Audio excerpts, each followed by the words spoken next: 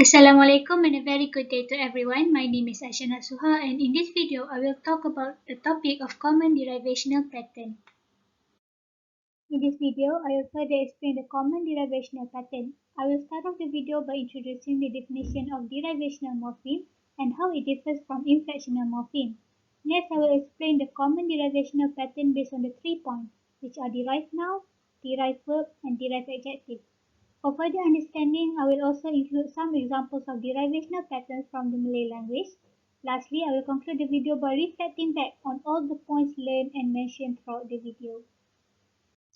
What is derivational morpheme? According to David Crystal in his book How Language Works, he defined derivational morphology as a field that studies the principles governing the construction of new words, without reference to the specific grammatical role a word may play in a sentence. In the formation of drinkable from drink or disinfect from infect, for example, we see the formation of new words, each with its own grammatical properties.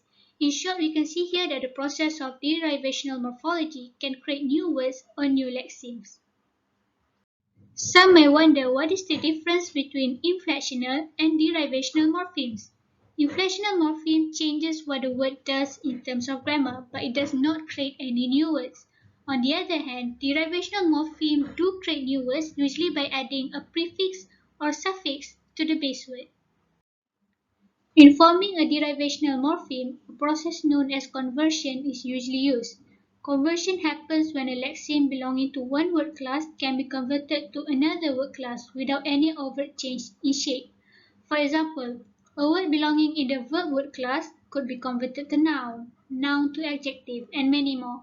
Therefore, in this video, 3 terms will be used, which are denominal, refer to word derived from noun, deverbal, word derived from verb, and the adjectival, word derived from adjective.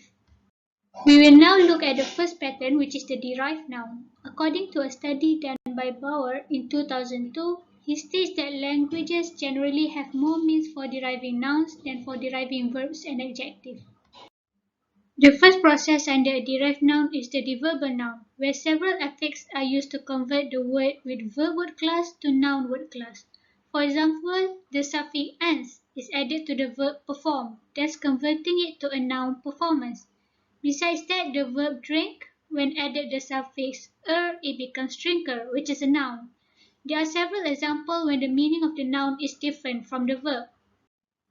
In a book written by Emlyn Murphy, he includes some examples where the meaning is different. If you look at the example given, the base word is educate, which refers to an action. However, by adding the suffix, it changes the meaning where educator is the person who teaches, whereas education refers to a type of event. The next process to derive noun is the adjectival noun, where the adjective words are converted into a noun word class.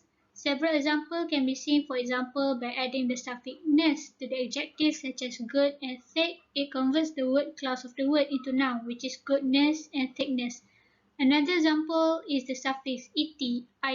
When added to the adjective pure, it automatically becomes a noun, which is purity. The word therefore brings the meaning of the property of being X, where X is the base word. The last process under a derived noun is a denominal noun. The past process that I mentioned all includes the process of conversion. However, not all derivational processes involve the change in word class. In the nominal noun, for example, the noun is formed by another noun by adding suffix such as let, en, and For example, drop becomes droplet, library becomes librarian, and New Yorks become New Yorker. The word, however, could sometimes be arbitrary. For example, there is a word such as actress, which refers to a female actor. However, there is no word such as writeress that refers to a female writer. Now we'll move on to the second pattern, which is derived verbs. The number of derived verbs and adjectives are not as widespread compared to derived noun. We will first look at a deverbal verb, which is the process of deriving a verb from another verb, mostly by adding a prefix to the word. For example, the prefix re is added to form another verb, which is rewrite. Another example is the prefix an. When added to a verb such as tie, it forms another verb, which is untie. An additional information that could be taken in that there are 2 types of verb, which are transitive and intransitive. Transitive is a verb that accepts one or more objects, while intransitive lacks such an object. The example of these two verbs could be seen in the slide. The second process under the derived verb is the denominal verb, where the noun word class is converted to verb word class.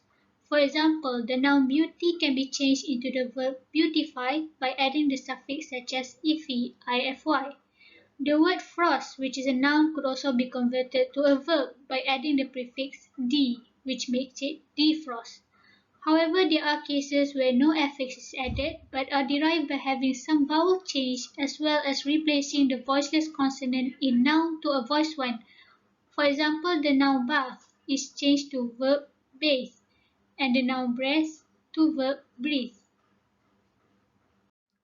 The last one under the derived verb is the adjectival verb, where the verb is derived from the adjective and as usual by adding either a suffix or prefix to the base word. In this slide, we could see that the suffix "en" is added to form a verb from an adjective, such as worsen, tighten, and loosen. The verb derived could either be a transitive verb, which means it could cause it to become an X, and intransitive verb, which means it could become an X.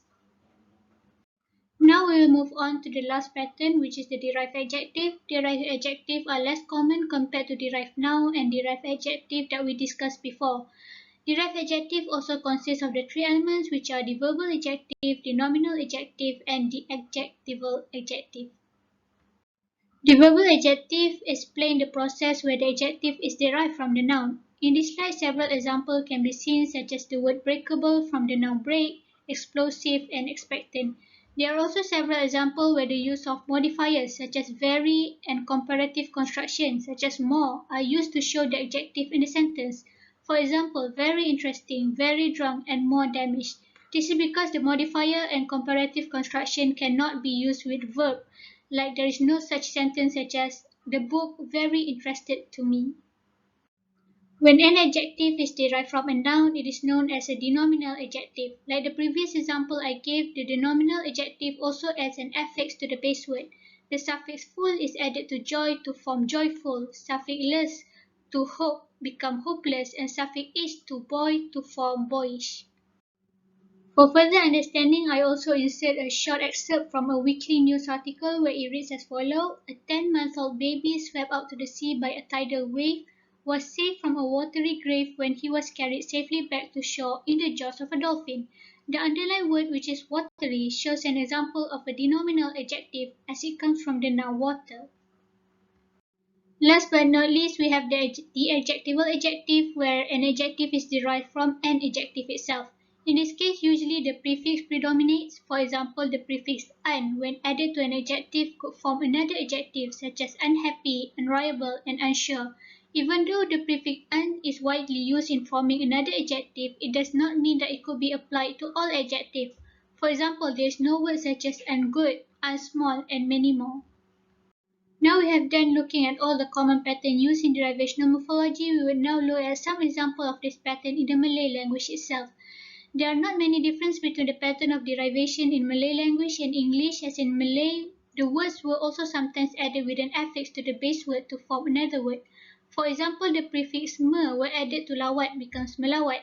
There are certain cases where the word class could also change, such as the noun anak, when added with prefix ber, becomes a verb which is beranak. At last, we have come to the end of the video, but before I end, we will reflect back on some of the important points and what can be taken throughout the video. In this video, I have explained some of the process of common derivational patterns occur in making new words. We also learned that the use of conversion, where new words are derived from other word class, therefore changing the word class it originally belongs to just by adding an affix. Last but not least, we also look into some examples from Malay itself where it is pretty much the same. We can see that the derivation process occurs in many different languages, not only in the English language itself. Therefore, I hope that this video is able to help understand better the common derivational pattern used, especially in the English language itself. That's all from me. Thank you for listening.